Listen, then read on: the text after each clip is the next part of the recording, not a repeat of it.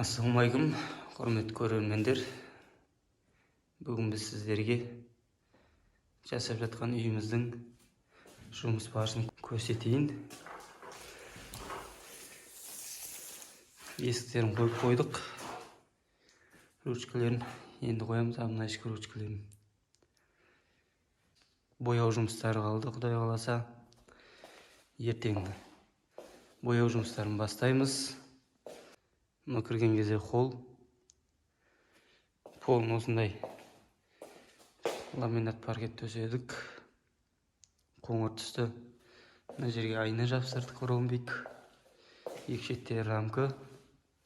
Латон жапсырып қойдық. Енді майда шүйде жерлерін бітеп, Құдай қаласа ертең краскасын бастаймыз. Қалай боялу керек? Мына іштеріне песок болады. Екі рамканың ортасы айналдыра мокрый шелк болады. Солардың барлығын салатын боламыз біткен соң. Мына жаққа осындай тығыз зона істедік. Липкий мрамормен, полиуретановер 2-мен. Мынау осы холлдың территориясы. Проектісі бойынша әдемі. Бір спальный, екі детский, натурдағы детский. Біз жатырмыз бұл жақта. Мына жақта инструменттер, материалдар. Потолок надежный. Үш бөлменің потолок надежный. Бірақ астына гипсокартон қағылған. Прямой болып. Полдарын қағып қойдық, плинтустерін қақсақ, мына ішкісін қойсақ, бұл жақта да бояймыз. Мына жақ кірген жағымыз. Мына жақ кухня. Бұл жаққа стенасында полный мокрый шелк. Мына жер тығыз зона. Мына жерге ана кирпичтен әкеп қойдық, өзіміз құйып аламыз. Осы қабырғаға осы кірпіш жапсыратын боламыз. Ал мына жағы зал.